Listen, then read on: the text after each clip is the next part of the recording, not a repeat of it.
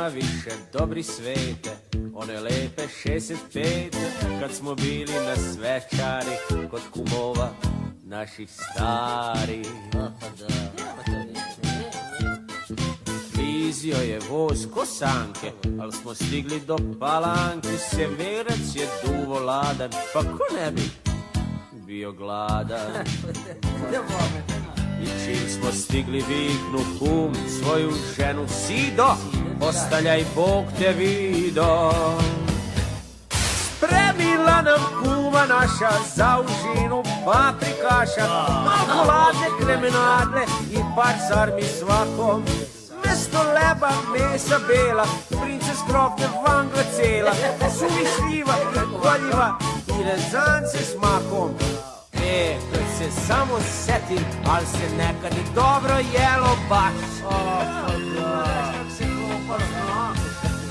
Do večere vreme kratko, za kitni kez i za slatko, da odbiješ što ne vredi, te se kuma ne uvredi.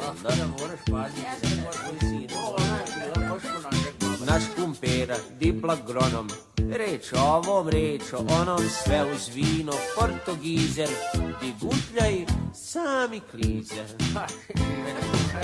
Tamo smo bili gladni, kada se začu: Sido, večeru Bog te vido.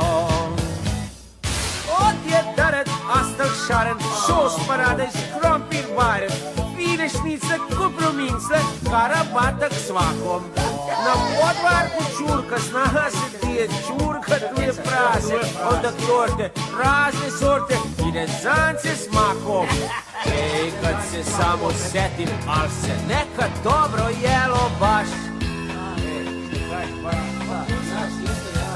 Vejao je sneg po šoru, sedeli smo do pred zoru. Baba reče: Deder kaput, radni dan je, ajmo na put. Nema tu, jel? Radio ti dama.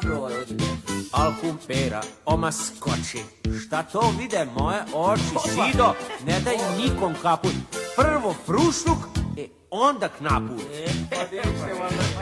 Ne nema vredna kuma, ne sluša prve petle, brža je od raketle.